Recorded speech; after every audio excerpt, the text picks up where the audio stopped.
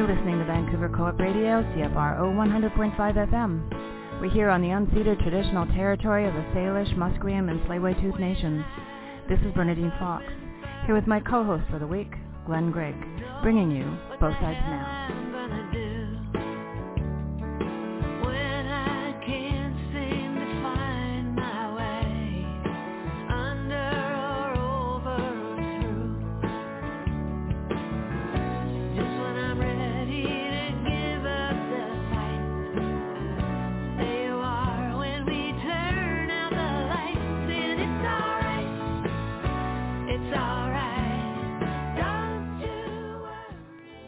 Due to the COVID-19 outbreak, the programming schedule at Co-op Radio has been altered. You may hear repeats of old programming, pre-recorded episodes, and special broadcasts overriding certain shows. Thank you for your listenership and patience during this time, and remember to wash your hands. You're listening to Both Sides Now on Vancouver Co-op Radio, CFRO 100.5 FM. I'm Bernadine Fox. And I'm Glen Grigg. And today, Glen and I are just going to sit and chat about COVID and its impact on our sense of loneliness. I'm hearing more and more and more from people I know that they're really kind of bummed out. And I really want to spend some time looking at that and looking at what it is. And I want to say as well that it's not just my friends. I feel it too. I feel this sense of... Well, the first 2 weeks were great, right? It was this idea that, yay, I get to catch up on my housework and my projects and my whatever, and I don't have to go anywhere and I don't have to drive anywhere. And then the second 2 weeks were kind of okay, and then the second month it became a little taxing, and the third month felt agonizing, and now we're here in the fourth month, and I feel downright depressed.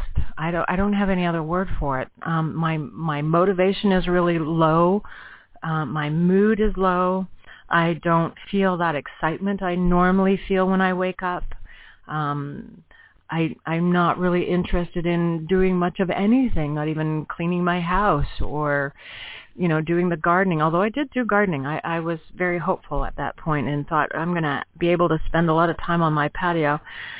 And I've been surprised at how much this has impacted on me, because I didn't really see myself as somebody who needed to be around people all the time. I certainly enjoy being around people, and I'm not as much of an introvert as I used to be, but I wasn't expecting this. So Glen, yeah. I'm so glad you're here to talk about this with me. What have you been hearing with your clients and stuff as you go through this time frame?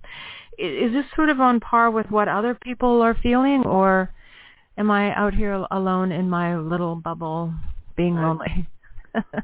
One of the things that you've hit on so much with that powerful introduction, Bernadine.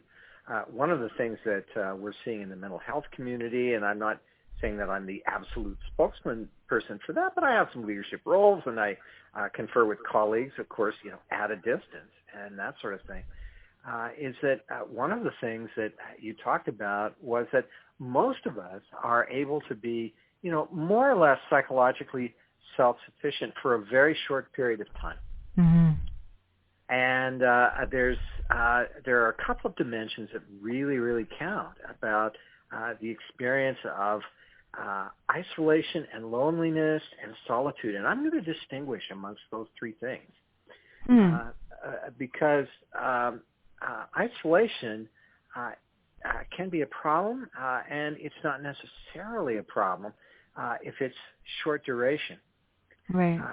But the idea I want to really bring into our conversation is that in biology, sociology, psychology, a lot of, even in philosophy and academic disciplines, there was this kind of unspoken assumption that individual people are self-sufficient units. Right. And, we used to talk about survival of the fittest. The fittest individual would survive. Mm-hmm. But it turns out that even in better psychology, they're saying, no, it's not the survival of the fittest individual. The more advanced work in evolutionary biology is about the social group, is what gets selected in biology. And our central nervous systems were never designed to operate in isolation. And so this idea of the isolated, autonomous central nervous system is just sort of nonsense. And one of the reasons I'm kind of up to speed on this is that I work as it's not part of my work, it's part of my volunteer work with the Canadian Civil Liberties Association, because we've been taking on the idea of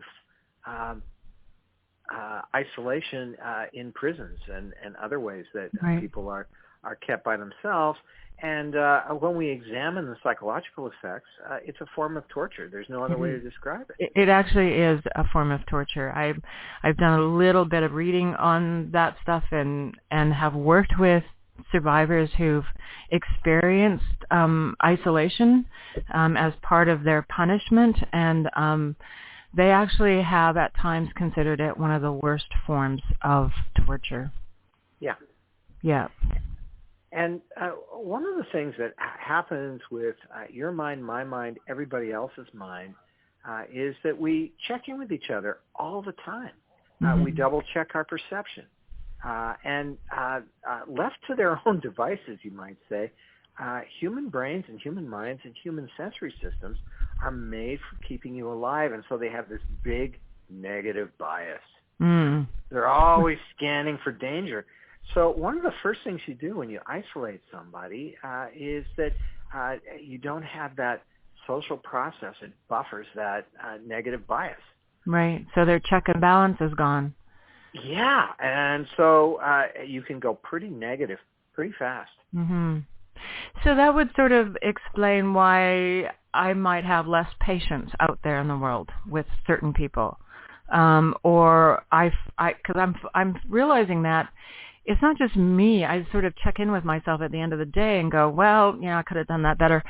But I'm realizing that there's a lot of people who have that same kind of, lack of patience, energy, and you're seeing it more and more if you're on Twitter. These videos of people who just sort of explode or go a little ballistic and a little crazy, like they're doing sort of outrageous things, and even. I do some volunteer work as well, and I'm finding that even in those interactions, people are a little bit more testy, and they lack the same kind of tolerance or respect they might have had before. Does that kind of play into it as well? I would say that's it's a symptom of something very deep that's going on.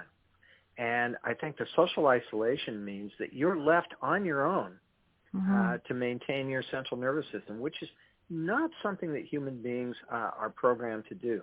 Right. The anthropologists have done some fabulous work on this. They can go way back in time with knowing the kinds of sizes of groups that people exist in.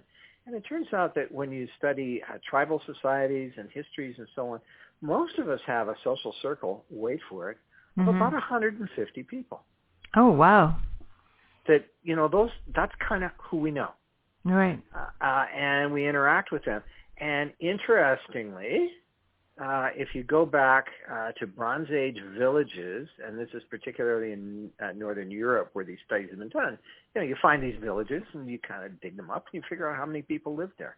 About 150 people. And then when you do a random check that people are willing to do for research purposes is just how many contacts do you have in your phone? Interesting. That number comes up again, 150 contacts. Well, it depends on whether they're your close friends and your neighbors or whether they're your work contacts and you're 60-some years old and you've known a lot of people. There you go. Yeah. There you go. It can accumulate. But in terms of active contacts, we seem to have three layers of social contact that we have with people. We have a small group of people who are really, really close to us. And that can be as few as 2 or 3. Right. In big families, it gets complicated because, that group has to be 6 or 7, and so the size can be difficult. And that's why families, once there are more than 4 or 5 people in, you tend to have subgroups of siblings and so on because Right. it's just a couple of people. And then there's a bigger circle of about 8 to 12 people that are pretty close to you. Mm-hmm. And then there's that other group of about 120 people that you know their name and you would say hello if you saw them. Right. But they're more in that acquaintance circle. But each one of those levels of contact serves a different function in terms of our well-being. Yes. So maybe we can just, really be clear about where our social contact happens out there in the world, whether it's small or, grand or, and just give people a sense of what we've lost, what we still have and what we've lost in social distancing. So, for instance, people who had to go home and not go to work who may have taken the bus no longer take the bus. And so as much as that seems like it's a drudgery sometimes for some folks to take the bus, they're still getting onto a situation where they're interacting with somebody. They may interact with the bus driver, or they may sit down next to somebody, or they may have a brief conversation or eye contact or smile at somebody and then get off. There's a lot of social contact that happens in that one tiny experience. Yeah. And think about your own experience of just moving through the world, that light that comes in somebody's eyes when they recognize you. Right. You're not just a customer in the store. You've been there before. Right. And these things are all that little boost that goes into changing the chemistry of your brain. There's a little bit of dopamine that comes from that. And that will sustain your mood. Yeah, I actually heard once that if you smile at somebody, that they actually get a hit of dopamine and you get a hit of dopamine. And the people around you that saw you smile at them get a hit of dopamine. It's like this little love fest that happens in a few seconds that makes everybody feel lovely. So, yeah. And, the really interesting thing about that, when we talk about, that the need we have for social contact, and, it's up to the neurobioscientists to explain this in detail. But that dopamine circuit in your central nervous system, in my central nervous system, in everyone's central nervous system is really, really crucial to well-being. Yes. And when we talk about what we think of often as psychological problems, like problematic substance use, those different substances work in different ways, but they almost always converge on that dopamine circuit. It's true. Even smoking. And so one of the things that one of our local heroes, like Bruce Alexander, has talked about. I know Bruce. Yes. Yeah. Fabulous thinker, fabulous researcher. And, his research is so innovative and so creative and so practical. But what he is able to do is pull that in a nutshell. And he said, we used to think that the opposite of addiction was abstinence, but the opposite of addiction is social connection. Right. And that social connection in those little bits that you're talking about feed that circuit, that dopamine circuit that keeps your mood even, that keeps your health well, that tells you that you don't need to be ready for a predator attack or ready for a catastrophe. You're okay. You're okay. And you know that you're loved. And without that, you start to spiral downward. Yeah. Somebody said that when you're around trusted people, your body gets a signal that it's safe. And it's that feeling of safety that is so profoundly healthy for you. And I would imagine, given what you just said about addiction, then that makes sense about why AA and AA meetings might work so well, because it is really based on social contact, both with the sponsor and your meetings and your activities and stuff. So, and it's so powerful, and it's a potent replacement for where and we've seen all kinds of people talking about the place of alcohol in their lives when they're isolated. Right. Oh, yeah, there's jokes all over Twitter and TikTok about people, like, is it too early in COVID time? Is it too early to start drinking at 10 a.m.?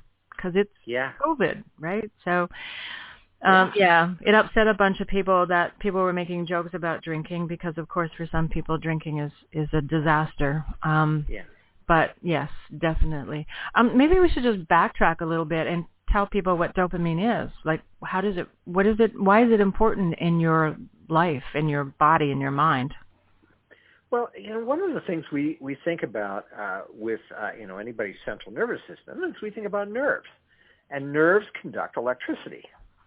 That's what the little tail thing that comes out of a nerve does. It's called the axon, and there's an electrical potential that moves down there. But when it gets to the end, it comes to a thing called the synapse. So how does one nerve talk to another? It doesn't do that by sending electricity across the connection between nerves. It does that by sending a molecule. And dopamine is one of those molecules. If you don't have enough dopamine, you really literally don't have it together. Right. Because it's one of those chemicals that allows your nerves to talk to each other and bring together all those different levels at which you're living a full, rich life. It lets your perceptual system talk. And the dopamine system is particularly important because when you have a positive emotional experience, it releases some of that, and it tells your brain this is good. Because we want you to notice that it's good, it releases that just a little bit of pleasure. Right. It's not like drinking a gallon of water. It's like having a little sip of tea. Right. And it's something you need to get all day long. So dopamine is one of those many neurotransmitters. It's just like the stuff of life. Right. You need it, and it's so deeply connected with your social world. So I just want to summarize that with a comment that, going back to what I said at the beginning, so the idea that I'm not really together and I can't really get things done, and that kind of fits with what you're talking about. If I don't have enough dopamine going on in my brain, I'm not able to organize, or I'm feeling a bit discombobulated. Yes? Well, and you're not getting enough reward for just being alive. Right. And there's a very adaptive process. We often think about depression as a problem, and yet really it's an adaptive response to a problem. Right. You know what? We're gonna pick up right there when we come back, but we just need to take a little break. So we'll be right back. Created by your First Nations Health Managers Association, we introduce InfoPoint, a convenient and accessible helpful desk for First Nations health managers looking for credible sources of information on COVID-19. Don't have time to dig? Talk to a real person now at 1-855-446-2719 or email infopoint@fnhma.ca. Indigenous Health Today is another resource of information by region at ihtoday.ca.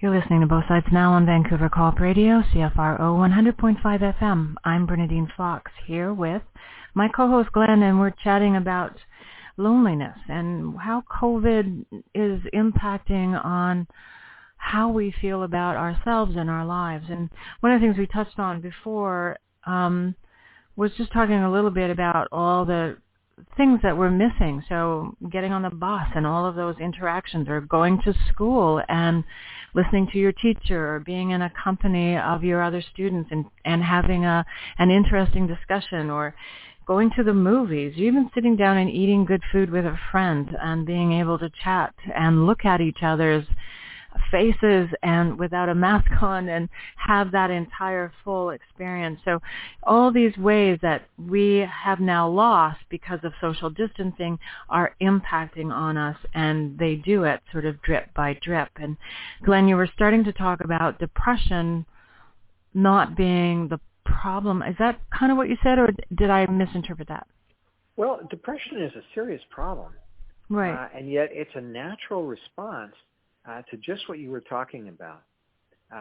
which is that a way that you might consider thinking about this is that when I'm, living my life and going through the world, usually when I do something, it produces some kind of outcome. It produces a response.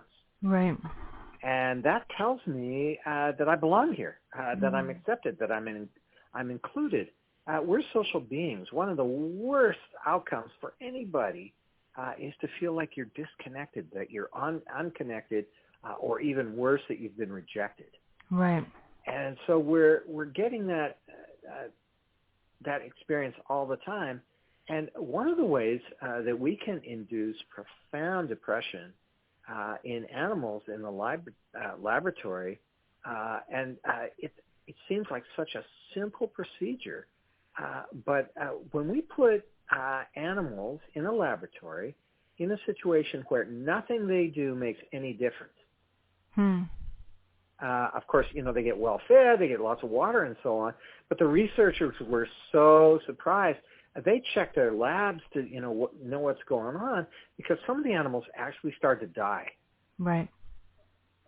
It's really, really serious. So one of the things that happens when we lose those connections is I could be working from home, but I'm not getting those signals that my work makes a difference. Yeah. And that is so crucial. I think that kind of happens with trauma survivors, too, as children. If they're reaching out and asking for help and nothing comes back to them, they start to feel invisible. They start to feel like they don't really exist. And the only way to stay safe often when children are being traumatized is, they're not the ones who can pick up the phone and call for help. No. And so safety lies in your ability to disappear. Yep. Or bond with your abuser and try to make things not so bad. Okay, so back to loneliness, and so what you're saying then is that our social connections, and rats are social beings as well, that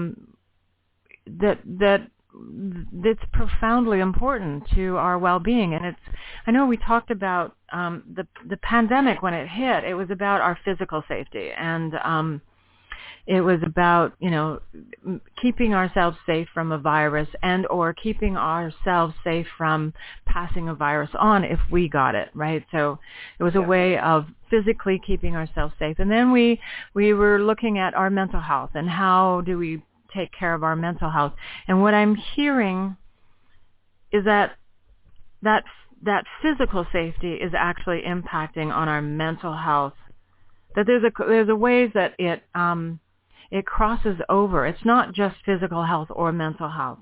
Is that what we're doing physically is actually impacting on our mental health more than just a temporary thing, that this could have serious ramifications. Yes. Yes. And it's very hard to generalize. Mm-hmm. Different people are going to have different experiences of this. And there's one group of people, about 25% of the population, or so the researchers tell us, who has this temperament characteristic. Temperament's a little bit different from personality. It's temperament you're born with. It's detectable even in babies.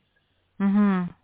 And everybody's been around a baby knows that they're no kind of blank slate. They got their own selves right from the get-go. Oh, yeah, absolutely. And one of the things is, when I'm kind of emotionally used up, you might say, how do I recover? And sometimes these people just spend a bit of time by themselves. Those are the introverts. Mm-hmm. And other people say, the extreme extrovert says, I'm a little bit emotionally worn out, so I need, no fewer than 50 friends and 3 parties in order to recover. Okay, I guess I'm an introvert. Yeah. Yeah. And so there was a lovely line in the old musical My Fair Lady where this guy was trying to explain how introverted he was. And he said, my favorite atmosphere is that of an undiscovered tomb. An undiscovered tomb, hey? Yeah, that's the extreme of introversion. And these are all dimensions. So the introverts are kind of saying, great, I get to do a lot of psychological recovery. Yeah. But the extroverts are saying, hey, I'm starving here. Yeah. And I get emotionally stirred up and I'm left stuck with it because I can't resolve it. I do that through my relationships and through my interactions. Those folks, and that's the majority of us,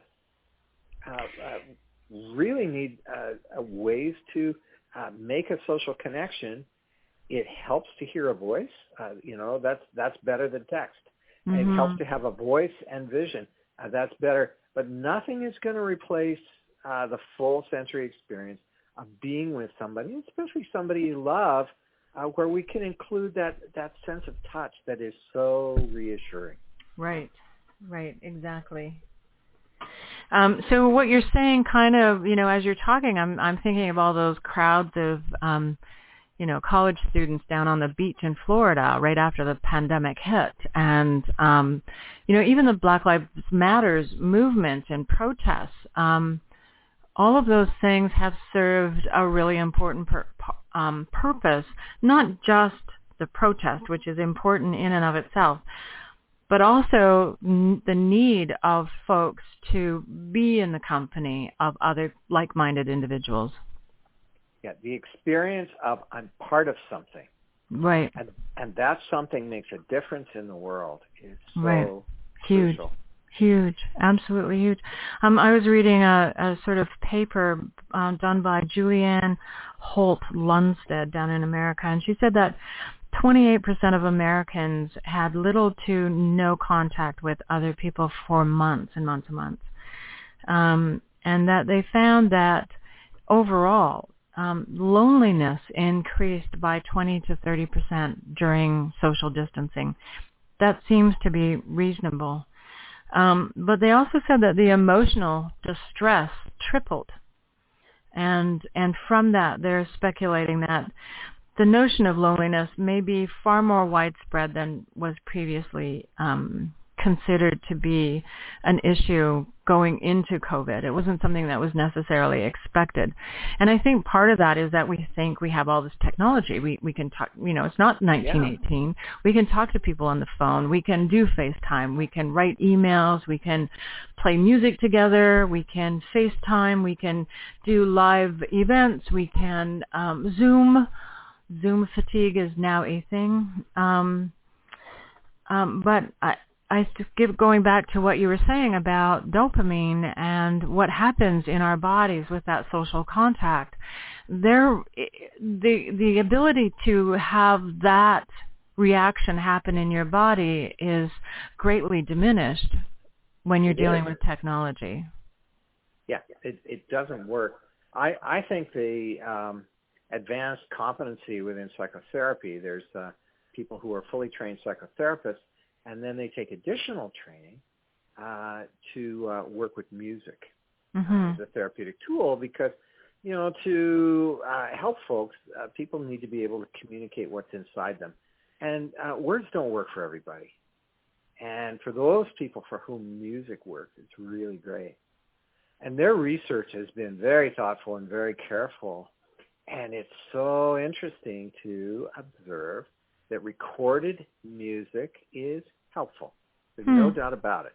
Mm-hmm. But live music just is deeper, stronger, better in every way. Why do you suppose that is? And nobody understands exactly what it is, but what we do know is that there's an audience-performer relationship that's live in real time. And again, the suspicion is that relationship does what relationships do. If I'm in a relationship, what I do makes a difference. Mm-hmm. One of the very famous studies about this was a study of Rolling Stones concerts. And what the researchers did was they just looked at people's experience of contact with Mick Jagger. And, of course, they were able to know exactly what objectively their contact with Mick Jagger was. Mm-hmm. And people estimated, I love these numbers, they said, the other half of the audience must be very upset. They were empathic for them because he spent 80% of his time on my side of the stage. Yeah. And yet the fact was that he spent only 50%. He was very, very well divided. They also underestimated their physical distance to Mick Jagger by 50%. Wow. There's something about, having all the richness of the visual cues and so on. And of course, when you clap and scream, you hear it back. You're part of what's happening. And you call out for a favorite song, and it happens that way. And you experience an emotion, and the person right next to you experiences the same emotion. Right. And that just doubles down on the dopamine and all the...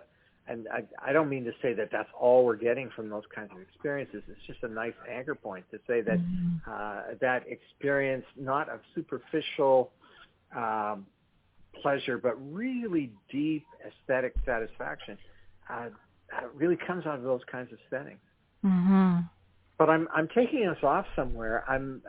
What we're talking about is that we're getting what seems to be facsimiles of those experiences, and they're not the same thing. Right. And they won't replace it. They'll do some of it, but it's not the real deal. So what do you think is happening to children who can't have the real deal, say, with a grandparent or an aunt or uncle who's important to them? What does that do? I mean, it's one thing to do it for 2 or 3 months, and you can sort of, build it in and, talk about how much you miss them on FaceTime and everything and say goodnight, but it's not the same. So is this thing going to have long-term consequences for these kids going forward? There's a caution. There's some bad news, and there's some very good news. The caution is that children being isolated, especially being isolated from nurturing touch, has serious long-term consequences. Not just emotionally, but for the entire development of their central nervous system. Right. And this has been very well known to psychology and psychiatry since the 1950s. The good news is that central nervous systems are so robust. So if you have, a short episode, and we're talking like a few months, like this, in most cases, kids will just come roaring back. And we know about this from kids who have been in disasters, floods, war zones, and so on, and we follow them up when it's sustained. Right. But one of the most famous studies of being continually isolated and under distress is the Dutch in the last year of World War II. And there wasn't enough food, and people were under curfews and so on. That stress lasted a lifetime and had lifespan effects on that whole cohort. I don't want to be an alarmist about this in any way, but one of the things we know is really, really good for kids is having that continuous connection. There's some very interesting research about this, and for those of you who like to look stuff up, there's a very accessible book about it by Dr. Daniel Siegel. And what, in effect, he's been able to study is that when you're, as a parent or other closely connected caregiver, giving a hug to a child who's in some kind of emotional distress or even just emotional fatigue, when we track the functioning in the child's brain and in the adult's brain, we find that it's as if the children were getting access to parts of an adult brain that they haven't developed yet. Yeah. And that's the part of the brain that even when you're in emotional distress, you want to hear the next chapter of that story, but mom says it's time to go to sleep. How do I self-soothe and self-comfort? Mm-hmm. Little folks have very limited ability to do that. Yes, I agree. And that doesn't mean that we can let them have everything they want emotionally. In most households, the fifth piece of chocolate cake is kind of the limit. Mm-hmm. But it doesn't mean that they get to go away with stuff. But it does mean that we need to keep that envelope of empathy around our children. Right. And it's not something that can always be adequately communicated with a look or a smile or a tone of voice. Sometimes you need that physical contact. You need the hug. Yeah, I agree. And we just need this is what you see between children and animals spontaneously. They touch each other. Mm-hmm. Yeah, it's true. We need to just take a little break, Glenn, and we'll be right back with this incredible topic. It's a good conversation. Thank you. So we'll be right back. Hi, everyone. This is Bernadine Fox from Both Sides Now that airs on Vancouver Co-op Radio every Tuesday at 5 p.m. Vancouver Co-op Radio, CFRO 100.5 FM, is an innovative radio station that gives Both Sides Now an hour every week to unpack mental health. We stay on the air with donations from folks like you. So if you can donate, visit www.coopradio.org. That's www.coopradio, all one word, .org, and hit the donate button on the top right-hand side of the screen and follow the directions. Or you can mail your donation by check directly to 370 Columbia Street in Vancouver, BC, V4A 4J1. And then come join us at Both Sides Now, here every Tuesday at 5 p.m.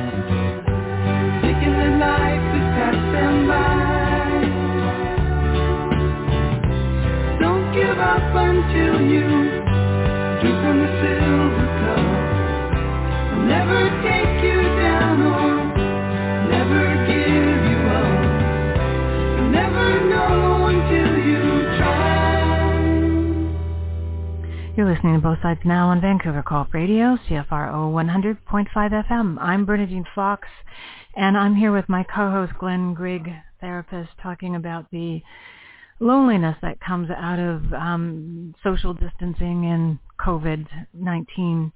Glen, during the break we were talking about the difference between loneliness and isolation and solitude, and I was hoping that you would spend some time with our listeners to talk about that, because I think it's an important thing. Yeah, and I want to really emphasize that when you're by yourself, when you're not participating in a relationship, that in itself is not problematic, and it might not tell us what's going on in terms of the psychological consequences. Because later in life, particularly, we don't just enjoy solitude, but we actually need some solitude. Younger people seem to need a lot more social contact. And so what you might be experiencing when you're on your own is some pleasant solitude. And solitude is, we might almost think about it as not being out of participation in a relationship, but having a pretty friendly relationship with yourself. And you can get along with yourself and you can do things. And so you might not be in solitude in the kitchen, doing something creative with cooking. That's not lonely and that's not isolated. Bernadine, I know you're an accomplished artist. I would say that time in the artist studio is a time where you're not with other people, but it's solitude where you're taking a deep dive into your own creative potential. Yes. And you're relating to yourself in a deep way. Yes. Isolation is something quite different. Isolation is when you're cut off from all those relationships.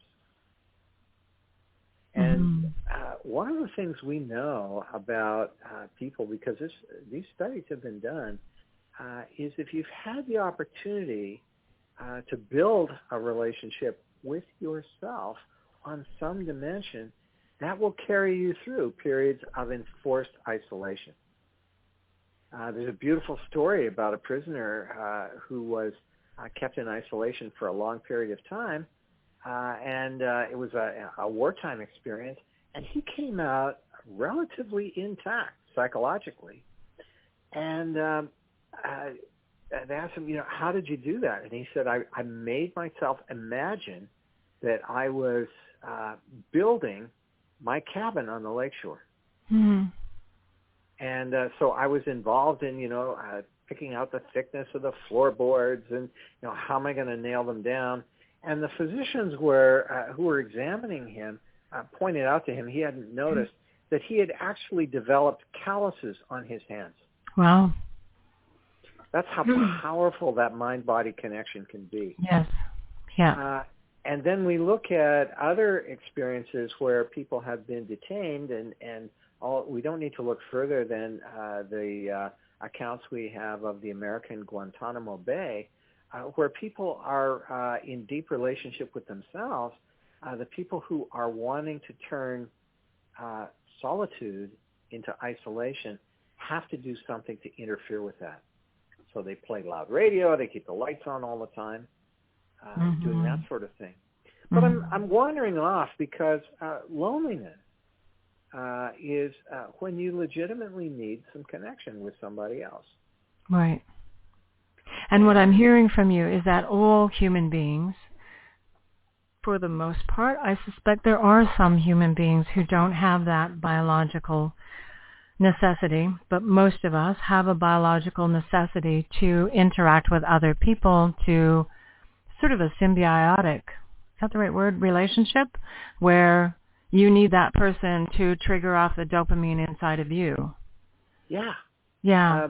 The symbiosis is a really nice.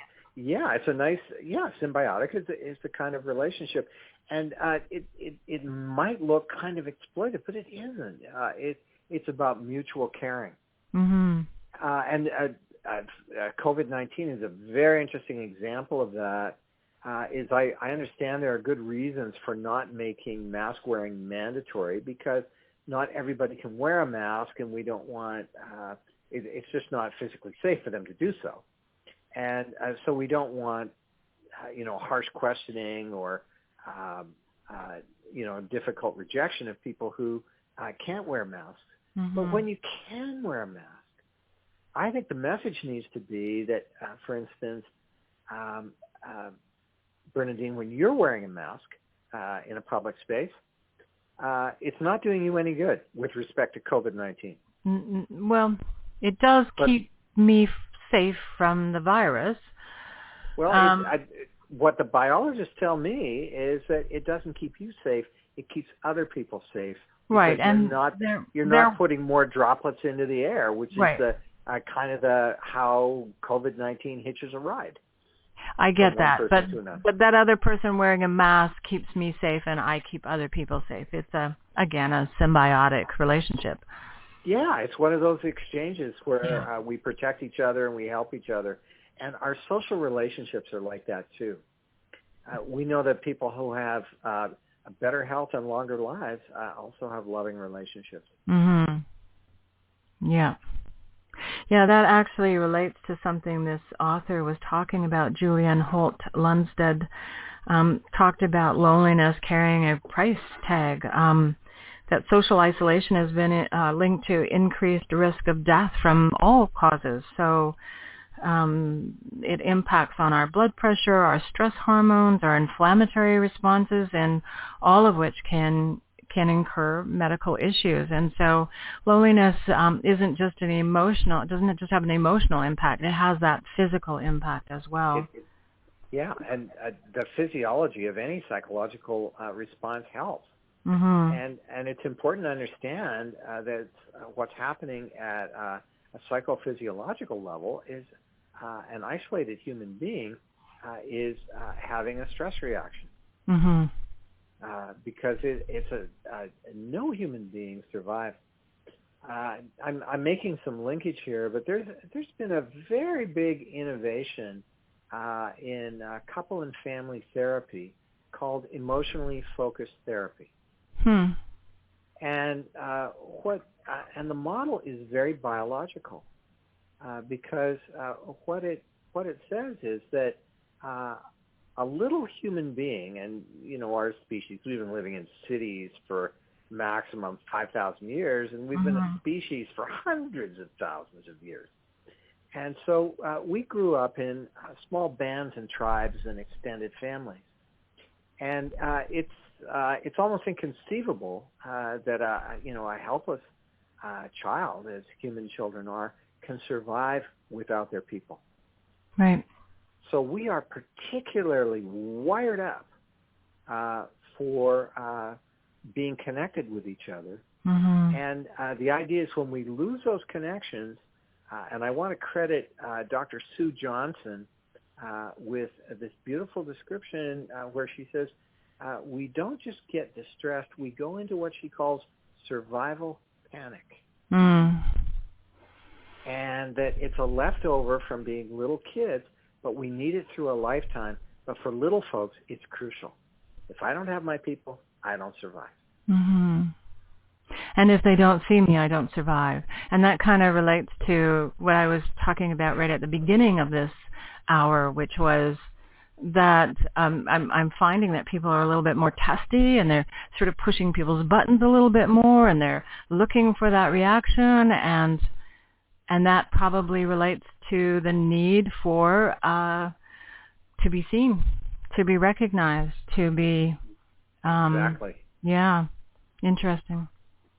Sometimes I think the poet-songwriter Leonard Cohen knew everything, but he has these beautiful lines from his song "Dance Me to the End of Love," and the line is, "Dance me to the music of a burning violin," and then listen to this line, "Dance me through the panic till I'm gathered safely in."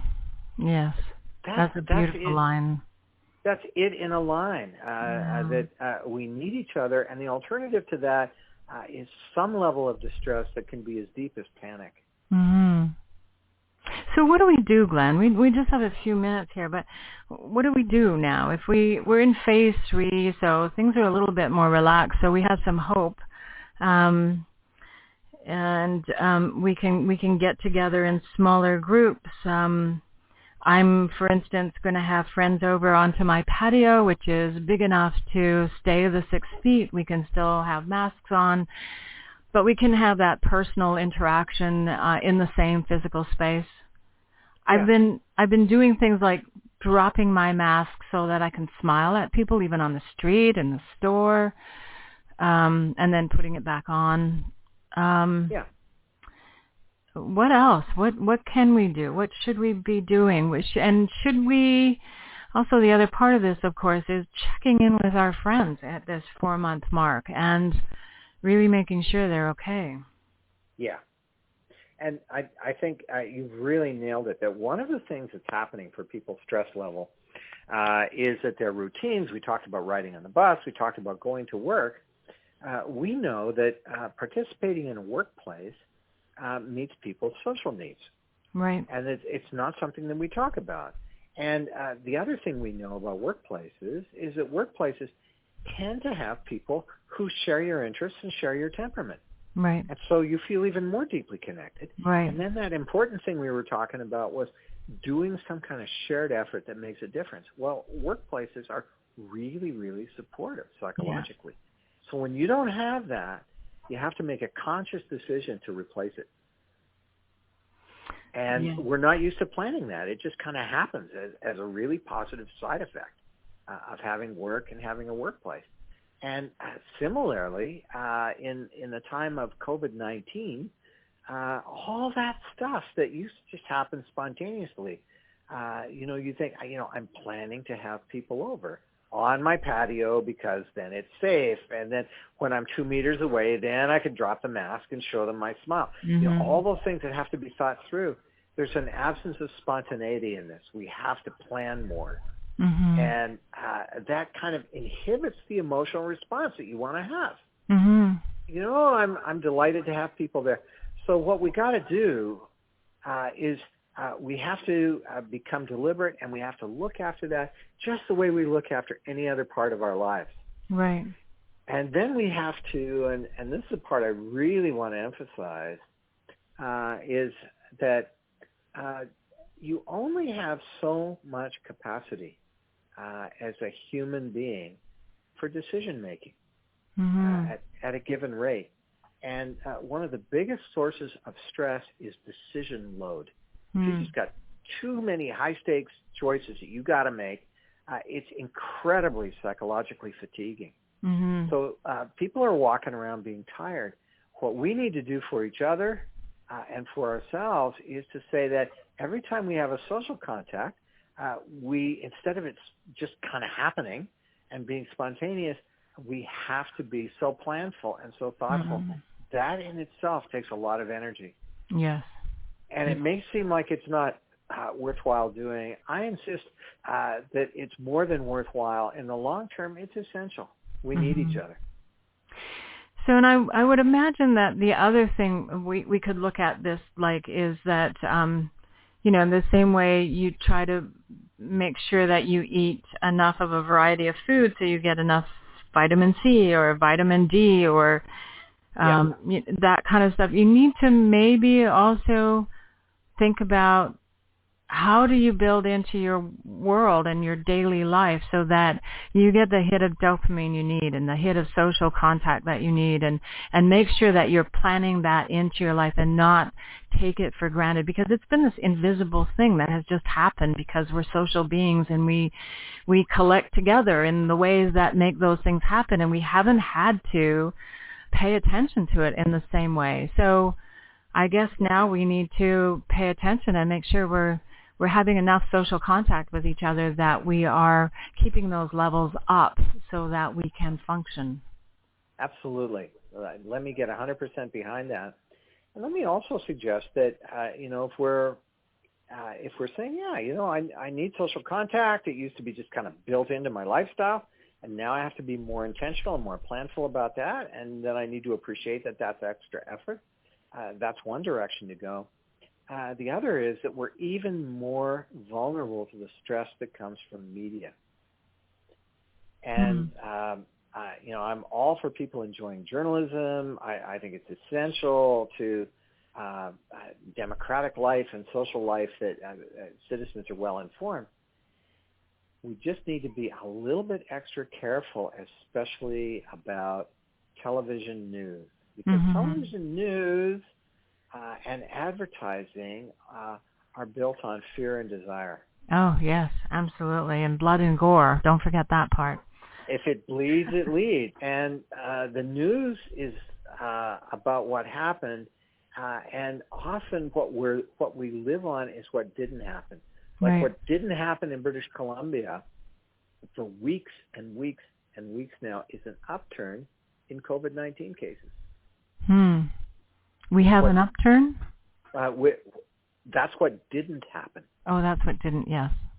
And that doesn't get on the front page. You don't have this banner headline.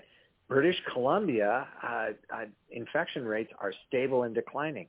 I know, That's we're not doing a headline. fabulous. Pat ourselves on the back in British Columbia. I am tired of British Columbia. We should be very proud, but we are paying a price, and we need to.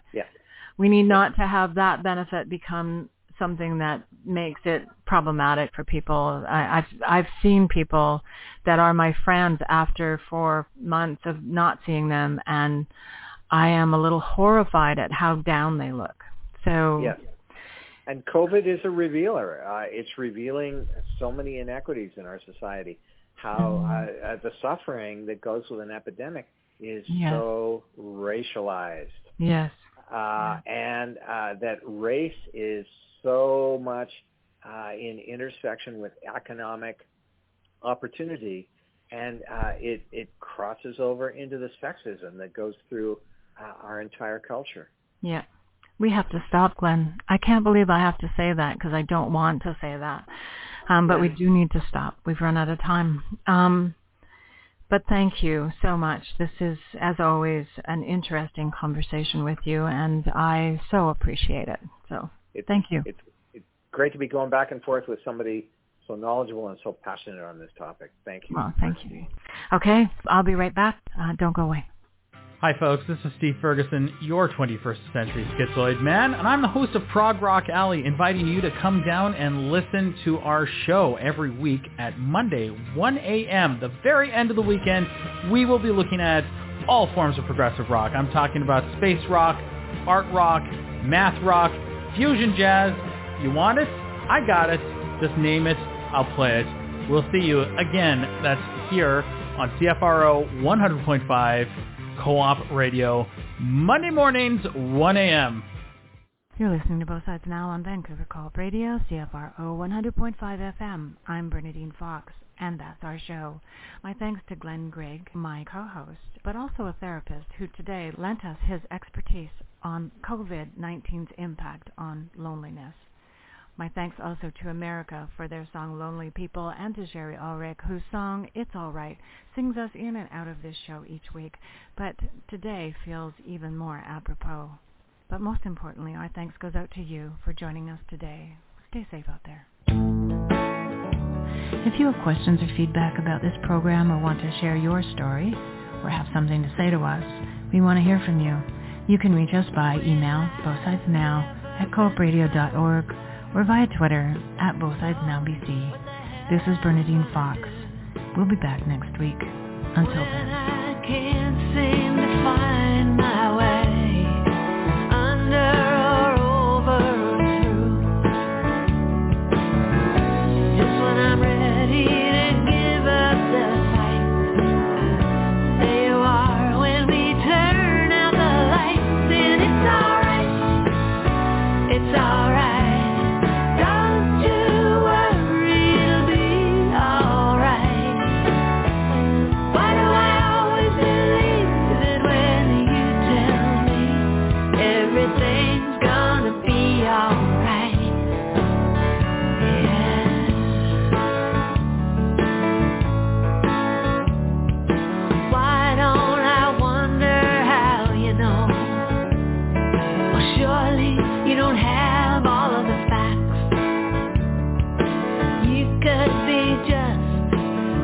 It up.